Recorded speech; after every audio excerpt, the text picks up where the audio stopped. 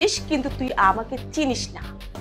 আমি যে কি পারি আর না পারি সেটা শুধু মুখ বুজে চোখ বন্ধ করে দেখে যাবি, দেখবি আমি কি পারি।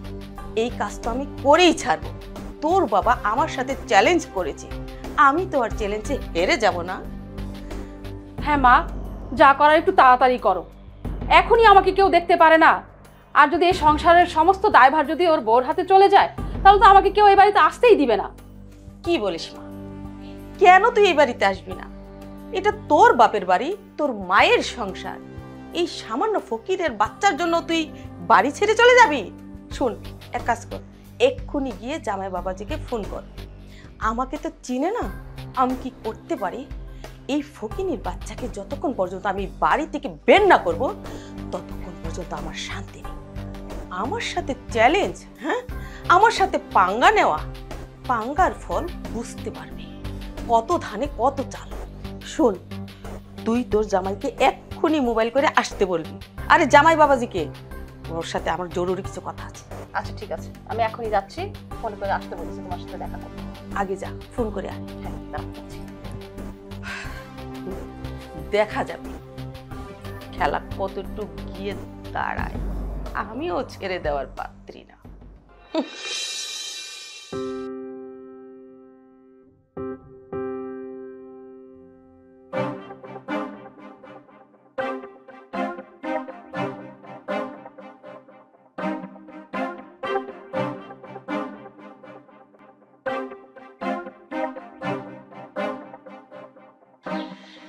বৌমা, তুমি কি করছো? মা, আমি বাবার জন্য চা গরম করছিলাম, আপনাকে এক কাপ চা বানিয়ে দেব? না বৌমা, তোমার কষ্ট করে আমার জন্য চা বানাতে হবে না। আসলে কি জানো, দুপুরের রান্নাটা না ভালোই হয়েছিল। আমি শুধু শুধু তোমাকে বকাবাজি করি। হ্যাঁ মা, আমি তো রান্নাটা ভালো করে করেছিলাম। আমি ভেবেছিলাম আপনি খাবারটা খাবেন, কিন্তু আপনার কাছে খাবারটা ভালো লাগবে না এটা আমি বুঝতে পারিনি। বৌমা, আসলে আমার ভুল হয়ে গেছে। আমি আর কোনো দিন তোমার সাথে এরকম করব না। তুমি আমাকে মাফ করে দিও। আচ্ছা, তুমি কি খাবার খেয়েছো? না মা, আমি খাবার খাইনি। আপনি আমার শাশুড়ি মা, আপনি না খেয়ে আছেন, আমি আপনার বৌমা হয়ে কি করে খাবার খাই বলেন? ইস, তুমি আমাকে অনেক বেশি ভালোবাসো, তাই না বৌমা? হ্যাঁ মা, আমি আপনাকে অনেক ভালোবাসি। ছোট লোকের বাচ্চা, তুই আমাকে ভালোবাসিস না? তুই আমাকে মোটেও ভালোবাসিস না। মা, মা, মা ব্যথা লাগতেছে মা, মা আমাকে ছেড়ে দেন মা। এতই যদি ভালোবাসিস, তাহলে আমি যে তোকে বলছি বাড়ি থেকে বেরিয়ে যেতে, যাচ্ছিস না কেন? মা খুব জ্বালাতন করতেছে মা। মা আমি কি এমন ভুল করেছি?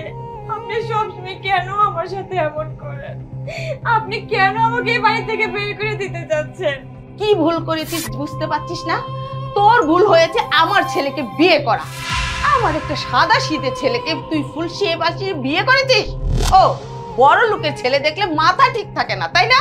একটা কথা শুনে রাখিস, ছোট লোকের বাচ্চা, এই বাড়ি থেকে যদি তুই বেরিয়ে না যাস না, তাহলে দেখবি তোর কি হাল আমি করি।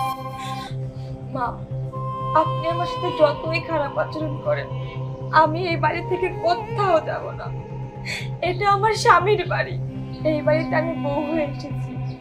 আমি এই বাড়ি থেকে কোথাও যাব না। ফকিন্নির বাচ্চা, অনেক কথা বলা শিখে গেছিস না?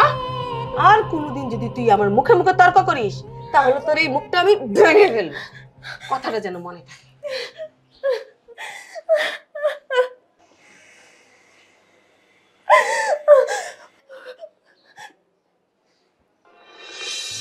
রাজু সাহেব, কি হয়েছে আপনার? আপনাকে দেখে ভীষণ মনমরা হচ্ছে।